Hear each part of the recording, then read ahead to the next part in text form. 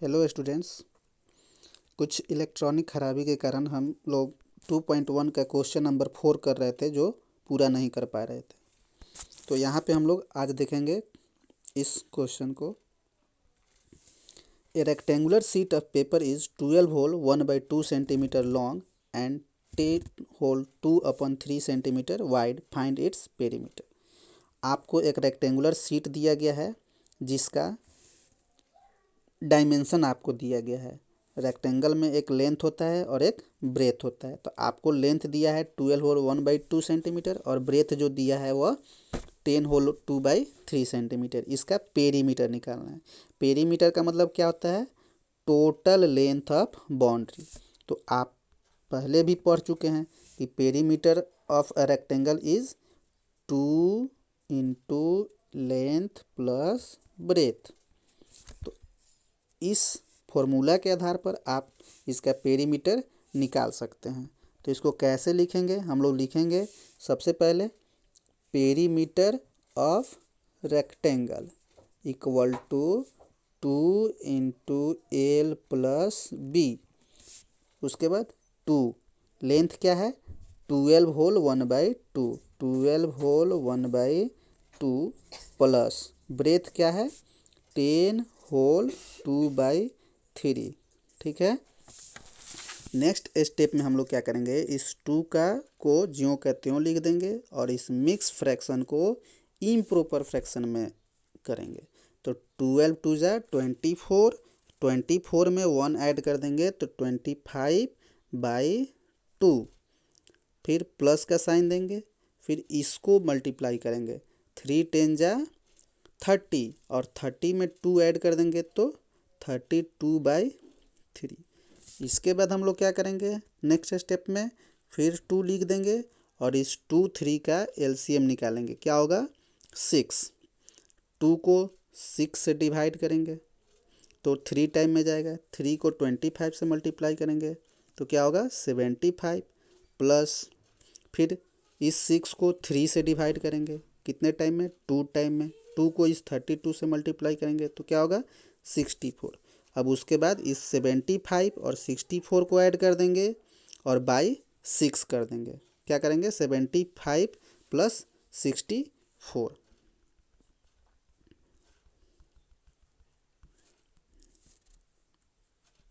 हमारे पास क्या डाटा था? 2 इंटू 75 प्लस 64/6। अब हम लोग इसको ऐड कर लेंगे। 4 5 9 6 7 13/6 और यहाँ पे 2 है तो इस 2 को इस 6 को कट करेंगे तो 3 टाइम में। और अब इस 139 को 3 से डिवाइड करेंगे तो 3 4 जा 12। नीचे क्या आया? 1 1 फिर ऊपर से आया 9 तो क्या हो गया? 19। अब 19 को हमें 4 से डिवाइड करना है तो 4 4 जा 16 तो रिमाइंडर क्या आएगा? 1/3 तो 44 होल 1/3।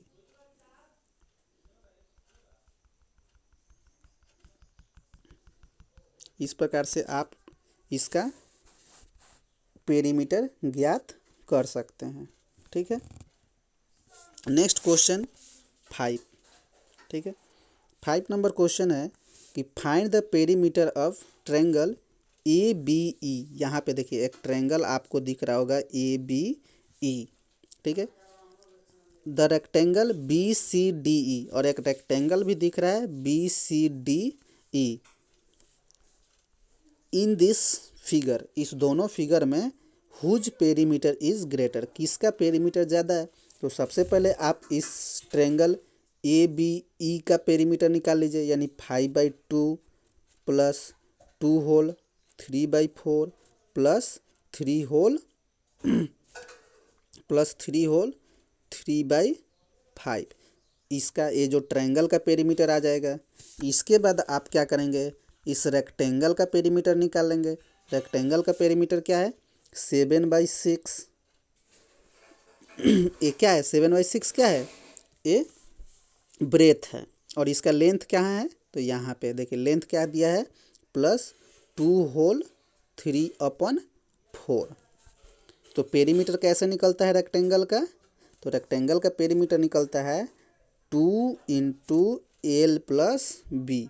इस लेंथ और ब्रेथ को ऐड कर लीजिए और उसको 2 से मल्टीप्लाई कर दीजिए। क्वेश्चन नंबर 4 में भी हमने आपको बताया है, तो आप आई होप आप समझ रहे होंगे और इसको निकाल लेंगे। तो इस दोनों को ऐड करने के बाद उसको 2 से मल्टीप्लाई कर लीजिएगा, ठीक है। तो यहाँ पे आप इस रेक्टेंगल BCDE का पेरीमीटर निकाल लेंगे और इस ट्रायंगल ABE का पेरीमीटर निकालेंगे और उस दोनों में कंपैरिजन कर सकते हैं कि हुज पेरीमीटर इज ग्रेटर, किसका पेरीमीटर ज़्यादा है, ठीक है। अब हम लोग क्वेश्चन नंबर 7 देखेंगे, ठीक है। इस क्वेश्चन नंबर 6 देखेंगे। हम लोग अभी 5 देखे थे, क्वेश्चन नंबर 6 देखेंगे। 6 नंबर क्वेश्चन हम पढ़ रहे हैं। Salil wants to put a picture in a frame. Salil एक लड़का है जो क्या करना चाहता है कि एक फ्रेम है, आप लोग फ्रेम देखे होंगे, पिक्चर फ्रेम, पिक्चर लगाने वाला फ्रेम हो जो होता है, उसमें एक पिक्चर को पुट करना चाहता है, ठीक है। This picture is 7 whole 3/5 centimetre wide. इस पिक्चर का डायमेंशन बता रहा है कि यह इस जो क्या है वह 7 होल 3/5 सेंटीमीटर वाइड है। To fit in the frame the picture can not be more than 7 whole 3/10 centimetre wide. और बोल रहा है कि इसको फ्रेम में फिट करने के लिए जो पिक्चर है वह 7 होल 3/10 सेंटीमीटर से ज़्यादा नहीं होना चाहिए, नहीं हो सकता है, ठीक है। यानी आपको इसकी चौड़ाई बता दिया है।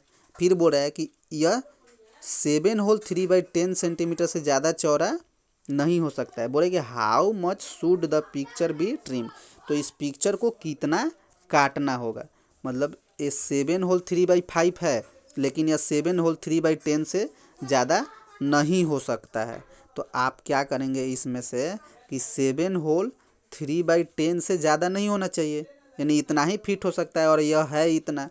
तो हम लोग क्या करेंगे 7 होल 3/5 में से 7 होल 3/10 को माइनस कर लेंगे, क्योंकि हमारे पास हमें पता है कि इतना बड़ा फोटो है, ठीक है, लेकिन हमारे पास स्पेस कितना है 7 होल 3/10 ही है। तो कितना काटना पड़ेगा, तो हम लोग इसमें से इसको माइनस कर देंगे तो हमें पता चल जाएगा कि कितना ट्रिम करना पड़ेगा, ठीक है। अब क्वेश्चन नंबर 7 हम लोग देखेंगे, ठीक है। क्वेश्चन नंबर 7 है, क्वेश्चन नंबर 7 हम पढ़ रहे हैं, ठीक है। Ritu ate 3/5 part of an apple. एक एप्पल का 3/5 पार्ट। आप लोग 3/5 समझते हैं, 3/5 का मतलब क्या होता है। 3/5 का मतलब जैसे हम बता रहे हैं आपको, यह एक एप्पल है, इस एप्पल को 5 इक्वल पार्ट में आप लोग बांटिए, 5 इक्वल पार्ट में, 1 2 3 4 5, 1 2 3 4 5। मान लीजिए कि 5 इक्वल पार्ट है और इसमें से 3 पार्ट वह खा गई, यानी बोल रहे कि Ritu ate 3/5 part of an apple. एक एप्पल का 3/5, अब 3 पार्ट, ये 3 पार्ट हो गया ना जी, इतना खा गई और इतना उसको छोड़ दी, ठीक है ना। 3/5 का मतलब ये ही हुआ। तो वह क्या की कि 3/5 पार्ट वह खा गई, सॉरी 3/5 पार्ट हाँ खा गई, and remaining Apple was eaten bye her brother Somu. और जो बाकी वाला पार्ट था उसका जो भाई है सोमू, उसने खाया। तो बोले कि how much part of the apple did Sonu ate. तो सोमू जो है वह कितना खाया। Who had the larger share, किसके पास ज़्यादा शेयर मिला, बाई हाउ मच, और कितना। तो इसको सॉल्व करने के लिए हम लोग क्या करेंगे कि टोटल कितना है 1, उसमें से वह खा कितना गई 3/5 खा गई। तो हम लोग 1 में से 3/5 को सब्सट्रैक्ट कर देंगे। तो सब्सट्रैक्ट करने के लिए आपको उसको उस समय डायरेक्ट बताए थे क्वेश्चन नंबर फर्स्ट में कि 5 को 1 से मल्टीप्लाई कीजिए तो कितना हुआ 5, और 5 में से 3 माइनस कर दीजिए तो क्या हुआ 2/5। तो 2/5 सोमू खाया और 3/5 रितु खाई। तो कौन ज़्यादा खाया जी, तो हम लोग इसको देख लेंगे कि कौन ज़्यादा खाया है, यानी इसका न्यूमरेटर ज़्यादा है यानी 3/5, यानी रितु ने ज़्यादा खाई है और सोमू जो है वह कम खाया है। तो कितना कम खाया है, तो इसको निकालने के लिए हम लोग जो ग्रेटर है उसमें से स्मॉलर को माइनस कर देंगे ना जी, यानी 3/5 में से हम लोग 2/5 को सब्सट्रैक्ट कर देंगे तो 1/5, यानी 1 जो 5 पार्ट है वह रितु है वह ज़्यादा खाई है। ठीक है, अब हम लोग क्वेश्चन नंबर 8 देखेंगे। क्वेश्चन नंबर 8 बोल रहा है कि Michael finished colouring a picture in 7/12 hour. जो माइकल है वह एक पिक्चर को कलर करने में 7/12 आवर लेता है। ठीक है, Vaibhav finished colouring the same picture in 3/4। एक दूसरा लड़का है वैभव, वह उसी को कलर करने में 3/4 आवर लेता है। हु वर्कड लॉन्गर, किसने ज़्यादा टाइम लिया, यानी किसने ज़्यादा समय तक काम किया। By what fraction it longer, और कितना ज़्यादा। ठीक है, और कितना फ्रैक्शन ज़्यादा, तो किसने ज़्यादा किया जी, तो हम लोग कंपैरिजन करने के लिए क्या करेंगे, 7/12 और 3/4 दोनों को क्रॉस मल्टीप्लिकेशन कर दीजिए। 4 7 जा 28, 12 3 जा 36, यानी ये ज़्यादा है, यानी 3/4। 3/4 किसका है, वैभव का है, यानी वैभव ने ज़्यादा समय लिया। तो कितना ज़्यादा समय लिया, तो हम लोग 3/4 में से 7/12 को माइनस कर देंगे।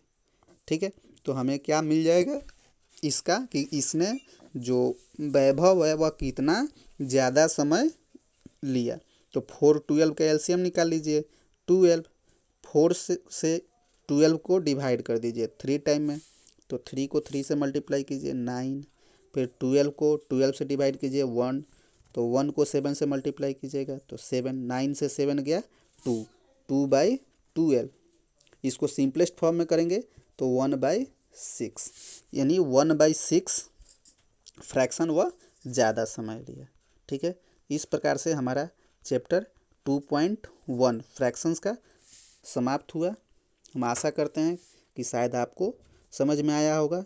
फिर हम लोग नेक्स्ट टाइम 2.2 देखेंगे। Thank you.